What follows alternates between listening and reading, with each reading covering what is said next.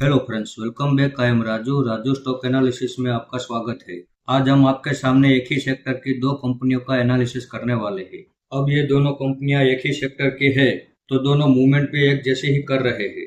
जैसे कि ये दोनों जोड़ी बना के चल रहे हो, बढ़ते हैं तो दोनों साथ साथ बढ़ते हैं और गिरावट करते हैं तो दोनों साथ साथ गिरते हैं। आइए तो एक एक करके इन दोनों कंपनियों का एनालिसिस कर लेते हैं। अब सबसे पहले हम शुरुआत करते हैं जिसका नाम है टीटागढ़ रेल सिस्टम लिमिटेड। अब इसके फंडामेंटल में शेयर होल्डिंग पैटर्न हम देखें तो पब्लिक के पास 38% जितनी होल्डिंग हमें यहाँ नजर आ रही है। गवर्नमेंट के पास 0.01% की होल्डिंग है। डीआईएस के पास 11.5% जितनी होल्डिंग है। एफआईएस के पास 9.5% जितनी होल्डिंग है और 40% जितनी होल्डिंग प्रमोटर के पास मौजूद है। अब यहीं पर एक ऐसा पॉइंट है जिसे हम थोड़ा और डिटेल में देखना चाहेंगे। 2023 में प्रमोटर के पास 47.5% जितनी होल्डिंग थी। अब वहां से प्रमोटर ने अपनी होल्डिंग घटाना शुरू किया और अभी प्रमोटर के पास सिर्फ 40% जितनी होल्डिंग है। उसके आगे एफआईएस की भी होल्डिंग हम देख लेते हैं कि 2024 में एफआईएस के पास 17% जितनी होल्डिंग थी। वहां से उन्होंने भी होल्डिंग घटाई और अभी एफआईएस के पास 9.5% जितनी होल्डिंग है। उसके आगे डीआईएस की होल्डिंग भी देख लेते हैं कि 2024 में डीआईएस के पास 13.5% जितनी होल्डिंग थी। अब उन्होंने भी होल्डिंग घटाना शुरू किया। अभी डीआईएस के पास 11.5% जितनी होल्डिंग है। कुल मिला के प्रमोटर, एफआईएस और डीआईएस इन तीनों की होल्डिंग घट रही है और ये सारी होल्डिंग पब्लिक के पास जा रही है।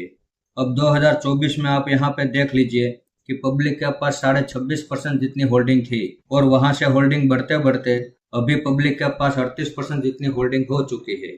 तो हमें इस बात को समझना चाहिए कि प्रमोटर, एफआईएस और डीआईएस ये तीनों अपनी होल्डिंग घटा रहे हैं और पब्लिक के पास होल्डिंग बढ़ रही है। इसके आगे बैलेंस शीट में हम देखें तो इस कंपनी के ऊपर 627 करोड़ का कर्ज है। उसके सामने 2456 करोड़ का रिजर्व है। तो इस हिसाब से इनकी बैलेंस शीट में कहीं कोई खराबी नहीं है। उसके आगे प्रॉफिट एंड लॉस सेगमेंट में हम देखें तो 2022 से पहले ये कंपनी कभी प्रॉफिट कर रही थी, कभी लॉस कर रही थी, लेकिन 2022 के बाद ये कंपनी कंपलसरी अच्छा खासा प्रॉफिट कर रही है। अब मार्केट कैप में हम देखें तो दूसरे नंबर पे इसका नाम हमें यहाँ नजर आ रहा है। पहले नंबर पे जुपिटर वैगन्स का नाम है। आगे हम उसका भी एनालिसिस करने वाले हैं। तो जैसे आपने देखा कि इसके फंडामेंटल में शेयर होल्डिंग पैटर्न के अलावा कहीं कोई खराबी नहीं है।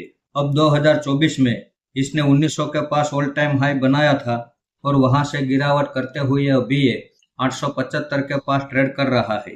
करीबन इसमें 54% जितनी गिरावट हो चुकी है। तो अभी भी हम इसमें यहाँ एंट्री नहीं लेंगे। इसमें हमारा जो पहला सपोर्ट है वो 200 रुपये के पास है। अब 2008 से लेकर अब तक का चार्ट आप देख सकते हैं। इसके चार्ट में जो टेक्निकल पैटर्न चल रही है उस हिसाब से और इसका जो वैल्यूएशन है इस हिसाब से हमने ये 200 रुपये वाला सपोर्ट का लेवल ढूंढ के निकाला है। तो हमें कोई जल्दबाजी नहीं है अभी यहाँ एंट्री लेने के लिए। हम इंतजार करेंगे। अगर ये हमारे भाव के पास नहीं आता है और यहीं से वापस ऊपर चला जाता है तो जाने दो, छोड़ देंगे, क्योंकि इस लेवल पे रिवॉर्ड छोटा सा है और रिस्क ज्यादा है और हमें वहां पे इन्वेस्टमेंट करना है जहां पे रिस्क छोटा हो और रिवॉर्ड ज्यादा हो।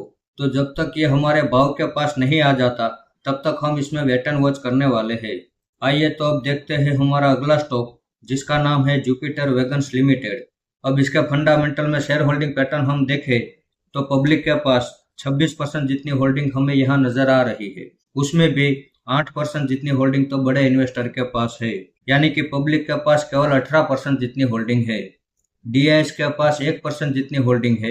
एफआईएस के पास 4.5% जितनी होल्डिंग है और प्रमोटर के पास 68% जितनी होल्डिंग है। इसके आगे बैलेंस शीट में हम देखें तो इस कंपनी के ऊपर 394 करोड़ का कर्ज है। उसके सामने 2327 करोड़ का रिजर्व है। तो इस हिसाब से इनकी बैलेंस शीट में भी कहीं कोई खराबी नहीं है। उसके आगे प्रॉफिट एंड लॉस सेगमेंट में हम देखें तो 2018 से पहले ये कंपनी लॉस किया करती थी और 2018 के बाद ये कंपनी कंपलसरी अच्छा खासा प्रॉफिट कर रही है। अब मार्केट कैप में हम देखें तो पहले नंबर की ये सबसे बड़ी कंपनी है। अब 2024 में इसने 748 का ऑल टाइम हाई बनाया था और वहां से गिरावट करते हुए अभी ये 336 के पास ट्रेड कर रहा है। अब करीबन 55% जितनी गिरावट तो इसने भी कर दी है, लेकिन फिर भी हम यहाँ पे एंट्री नहीं लेंगे क्योंकि इसमें हमारा जो पहला सपोर्ट बनने वाला है वो 120 रुपये पे रहेगा और इसमें हमारा जो दूसरा सपोर्ट है वो 60 रुपये के पास रहेगा। अब 2011 से लेकर अब तक का चार्ट आप देख सकते हैं। इसके चार्ट में जो टेक्निकल पैटर्न चल रही है उस हिसाब से और इसके जो वैल्यूएशन है इस हिसाब से हमने ये सपोर्ट के लेवल ढूंढ के निकाले हैं। तो जब तक ये हमारे सपोर्ट के पास नहीं आ जाता तब तक हम इसमें भी वेट एंड वॉच करने वाले हैं। इस लेवल पे एंट्री लेने के लिए अभी हम कोई जल्दबाजी नहीं करेंगे। क्यों? क्योंकि मैं वही बात फिर से दोहराऊंगा, हमें रिस्क छोटा सा चाहिए और रिवॉर्ड ज्यादा चाहिए। जहाँ पे रिस्क ज्यादा हो और रिवॉर्ड छोटा हो वहां पे हमें एंट्री नहीं लेना है। और वैसे भी देखा जाए तो इस स्टॉक मार्केट में अपॉर्चुनिटी की कभी भी कोई कमी नहीं रहती है। आज नहीं तो कल, इसमें नहीं तो किसी और में हमें अपॉर्चुनिटी मिल ही जाती है। लेकिन अगर हम किसी में भी एंट्री लेंगे तो सही समय पे और सही सपोर्ट पे ही एंट्री लेंगे, वरना हम इंतजार करने के लिए तैयार है। तो इस वीडियो को आप मेरी ओर से बाइंग या सेलिंग की रिकमेंडेशन ना समझे। ये मेरा पर्सनल व्यू है जो मैं आपके सामने शेयर कर रहा हूँ।